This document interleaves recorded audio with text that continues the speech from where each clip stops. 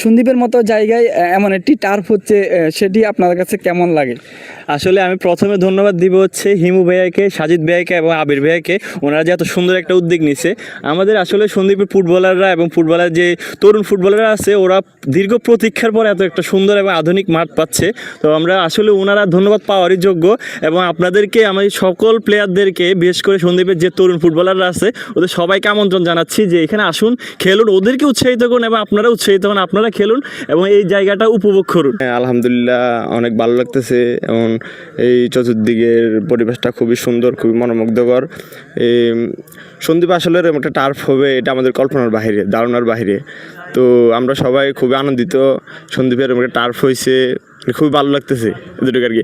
এবং সবাইকে, সন্দ্বীপের যতগুলো প্লেয়ার আছে, তরুণ প্লেয়ার, সবাইকে মানে আমন্ত্রণ জানাচ্ছি। 25শে ডিসেম্বর আমাদের টার্ফটা উদ্বোধন হতে যাচ্ছে আর কি। জি, অবশ্যই এটি প্রশংসনীয় একটি উদ্যোগ। আমার বন্ধুকে সর্বপ্রথম ধন্যবাদ জানাবো, সাইফুল আলম আবিরকে, যে সুন্দর একটি উদ্যোগ নিয়েছে। সন্দ্বীপে একেবারেই নতুন এটি।